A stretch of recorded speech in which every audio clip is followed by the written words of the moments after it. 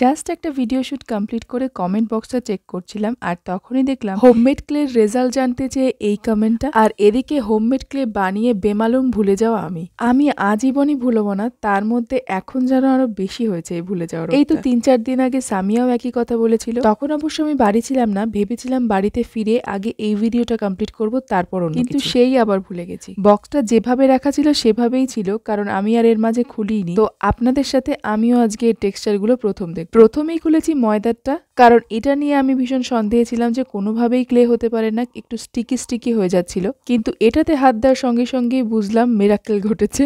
মানে এটা সম্পূর্ণ টেক্সচারটা ক্লের মতন হয়ে গেছে। এইটা দেখার পরে তো আমার ভীষণই খুশি লাগছে, কারণ একে তো ময়দা, তার উপরে জাল দেওয়ার ঝামেলা নেই। তারপর 7-8 দিনের বেশি হয়ে গেল এটা ওভাবেই রাখা ছিল স্যাঁতসেঁতে জায়গায়, তবুও কিন্তু ফাঙ্গাস লাগেনি। তবে আন্দাজে যতটুকু বুঝতে পারছি এটা একটু নরম আছে, মানে ময়দার পরিমাণটা আরেকটু বেশি দিতে হতো, এই হাফ কাপ মতন। ক্লে বানানোর সময় ময়দার ক্লেটা আমার ছেলে কিছুটা নিয়ে গিয়েছিল, তো ও এটা বানিয়ে রেখেছিল। দেখুন এটা কি পরিমাণে হার্ড হয়েছে, তাই এইবারে আমি ময়দার ক্লেটা নিয়ে একটু আশাবাদী। তবে ঠিকঠাক রেজাল্ট পাওয়ার জন্য কিছু একটা বানাতে হবে। তবে এখন কি বানাবো আমার মাথায় কিছু আসছে না, আপনারাই বলুন, সহজ দেখে বলবেন কিন্তু, কারণ 3টে দিয়ে একই জিনিস বানাবো। তার উপরে ক্লের কাজে আমি খুব একটা এক্সপার্টও নই, তাই সিম্পলের মধ্যে সহজ একটা কিছু বলুন। আপনারা ভেবে চিন্তে কমেন্টে জানান। আর আজকের মতো তবে আসি, দেখা হবে নেক্সট ভিডিওতে নতুন কোনো ক্রাফটের সাথে।